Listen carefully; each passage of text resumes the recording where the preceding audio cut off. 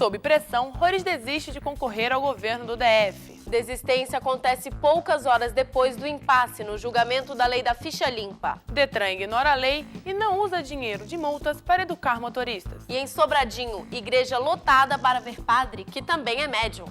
Capital Notícias está no ar.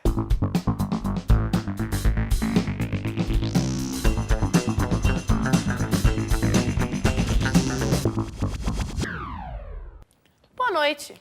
Boa noite. Começamos o Capital Notícias ao vivo com a repórter Luciana Cardoso. Ela tem informações sobre a disputa pelo governo do DF. Boa noite, Alessandra. Boa noite, Ana Flávia. O ex-governador Joaquim Roriz, do PSC, desistiu de disputar o governo do Distrito Federal e lançou a candidatura de sua esposa, Wesleyan Roriz. A notícia foi publicada no microblog de sua filha. É bom lembrar que as urnas eletrônicas foram lacradas pela Justiça. Por isso, é a foto de Roriz que vai aparecer na tela quando o eleitor escolher a nova candidata. O Supremo Tribunal Federal suspendeu o julgamento dele na noite de ontem. Vamos ver na reportagem. 5-5. Este foi o placar final depois de 2 dias de muita discussão. Com o Supremo dividido, a sociedade continua sem respostas. Afinal, a lei da ficha limpa vale ou não para essas eleições? Nem os ministros sabem. Não tenho nenhuma vocação para déspota, nem acho que o meu voto vale mais do que qualquer dos outros ministros. Para os ministros favoráveis da aplicação imediata da lei, não se trata de uma punição aos candidatos, e sim de um critério. Eles alegam que a norma foi publicada antes das convenções e que os partidos políticos já sabiam que a escolha de certos candidatos poderiam causar problemas. A chamada lei da ficha limpa, nascida de um legítimo movimento de iniciativa legislativa popular, presta inequívoca homenagem aos princípios da probidade administrativa. Mas a argumentação dos 5 ministros não foi suficiente para convencer outros colegas. Os contrários mantiveram o discurso de defesa da Constituição. Para esse grupo, nem mesmo o clamor popular poderia derrubar a regra que exige 1 ano para que a norma tenha validade. Se a iniciativa popular tornasse inútil a nossa atividade, melhor fechar o Supremo Tribunal Federal. O caso aqui, inegavelmente, repercute sobremaneira no processo eleitoral. Diante do impasse, o presidente resolveu suspender a sessão. Existem 3 possibilidades de desempate. Uma delas é esperar a indicação de um novo ministro para presidente da República. A outra é que o entendimento do TSE prevalecesse, ou seja, a lei da ficha limpa continuasse valendo para este ano. E a outra alternativa seria convocar o presidente do Superior Tribunal de Justiça para decidir a questão. Uma sessão extraordinária foi marcada para a próxima semana. Para este especialista, a falta de consenso prejudica as eleições e aumenta a responsabilidade do eleitor. Uma conscientização, uma mobilização da sociedade no sentido de não admitir mais fichas sujas, não é? no processo eleitoral. Então, acho isso, no final, o balanço final que eu faço de tudo isso é positivo. A assessoria do STF informou que a decisão ficou para a próxima quarta-feira. Outros candidatos aguardam a decisão de ministros para poder se eleger nas próximas eleições. A expectativa é grande para que a lei seja aprovada antes das eleições. É com você, Ana Flávia.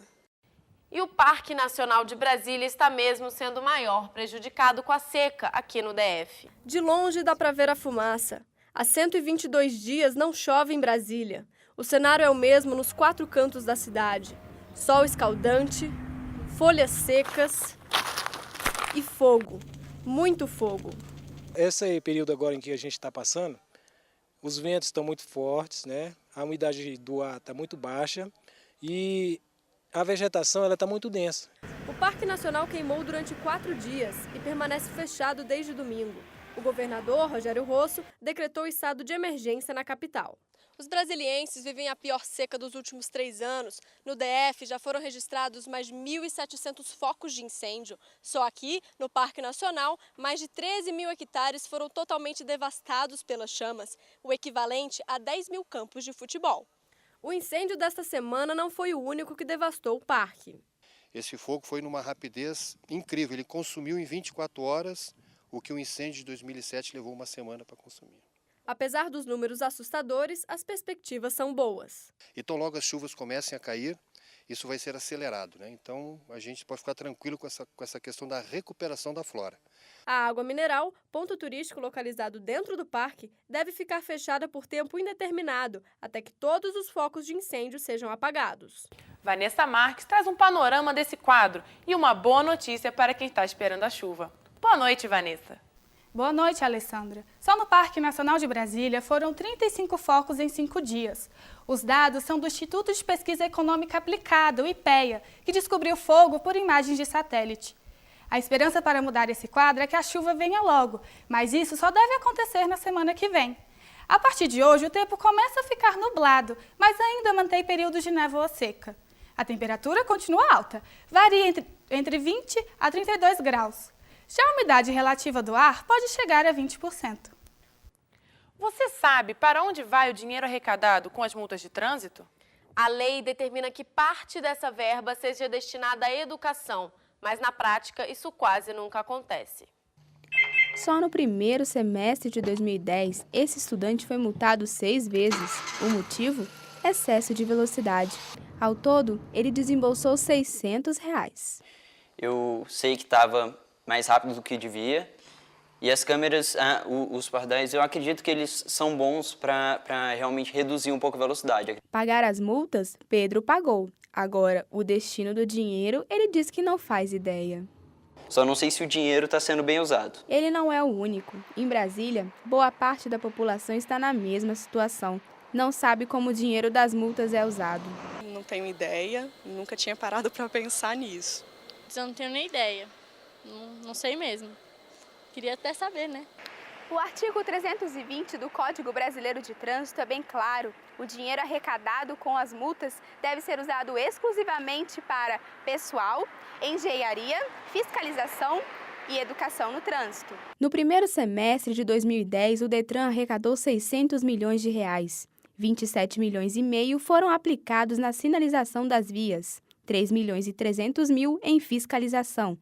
O destino de 6 milhões e 700 mil foi com o pagamento de despesas com o pessoal e pouco mais de R$ 7 mil foram gastos com educação. Ana Karina é especialista em trânsito e não tem dúvidas. Investir em educação é o primeiro passo para garantir um trânsito mais seguro. Em 2020, a previsão é que os acidentes de trânsito passarão a ocupar o 6º lugar em mortes em todo o mundo.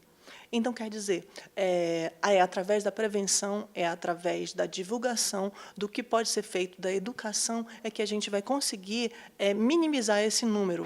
O Detran informou em nota que não destinou os recursos para a educação no trânsito por falta de verba e que está legalmente impedido porque a escolha da empresa para fazer campanhas está em fase de licitação.